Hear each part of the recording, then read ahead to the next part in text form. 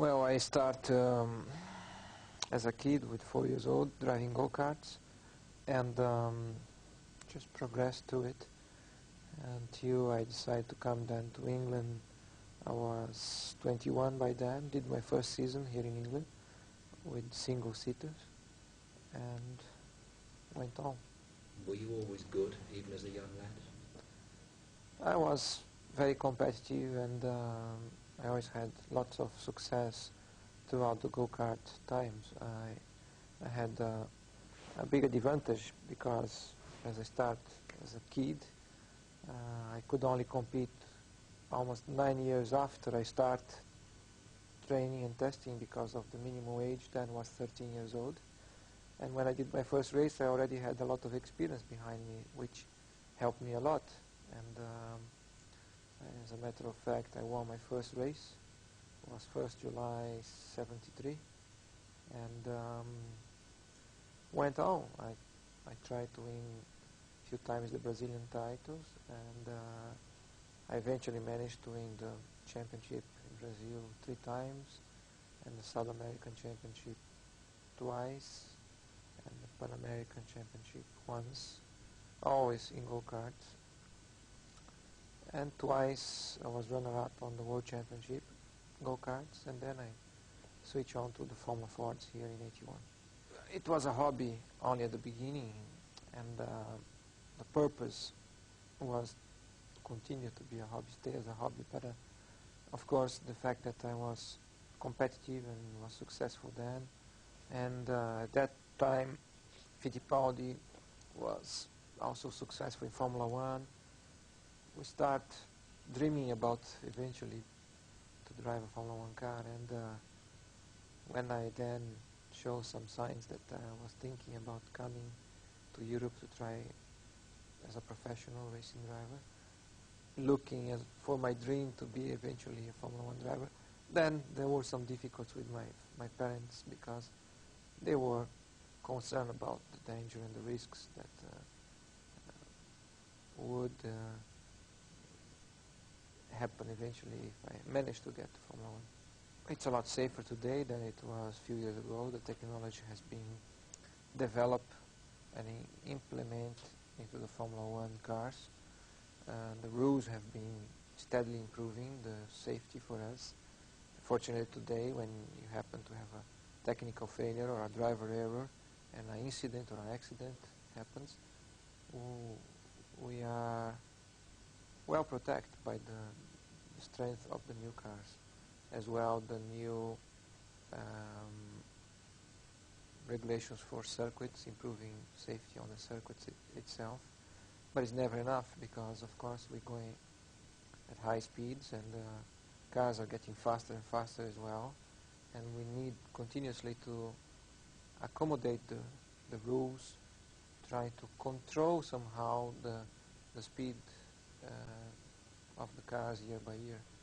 But surely it's a lot safer today than it was 5, 10, 20 years ago. I think in every sort of activity, as the world goes on, technology gets developed in any kind of activity and helps to improve performance, be it the machine itself or even the man performance.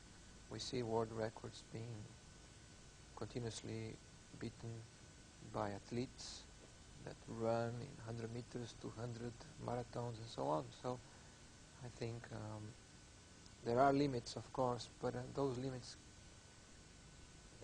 are continuously being pushed higher and higher by the man, by the technology in conjunction with the man, and is the way that it's going to continue for sure. I would like to get better, of course. One of my goals is to continuously learn about myself, continuously improve my own performance, learn about the car itself, engine, how they work, and how to optimize the equipment to my own benefit when I'm then driving and racing, competing. So my aim is to improve, to get better, and it's important to keep that as a priority in terms of motivation, because to be successful in Formula One, it takes a lot of energy, a lot of strength, and a lot of time. You have to dedicate a lot of your time to it. And to find the right motivation to apply yourself at that level, it is really necessary to be highly motivated. Well, I'm a driver that believes on what I'm doing, and I'm sort of person that tries very hard to do well and to do my best at any time and any situation. I believe I have done reasonable well, and at the same time I believe I can do better. But I have no illusions that it's a difficult activity, and from time to time you get it wrong, even if you try to get it right. And it's inevitable. We all mistake, but at least I try to do it right. Champions often find themselves in the role of ambassadors, so who better to present the award to the young driver winner? There are 2 awards to be made, and the first, well, this will be close to Ayrton Senna's heart. It goes to the winner of the kart category in the McLaren Autosport Young Driver of the Year, and this is Guy Smith.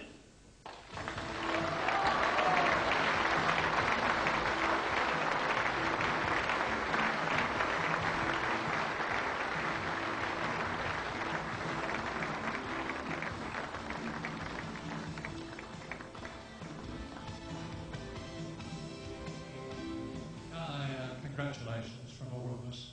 Am I right in saying you were driving today? Yeah, I was racing at Brands Hatch today, so it was a mad rush to get down up here. Now, I really don't know the answer to this, so you can give it to me. You were in the running to win the Brands Hatch Winter Series. Did you do so? No, unfortunately, I was lying second in the race, and the leader spun in front of me. And to avoid hitting him, I had to take to the grass. In the race, I finished in 4th position and lost by 1 point, but that's racing. Well, you made up for it this evening anyway. Congratulations.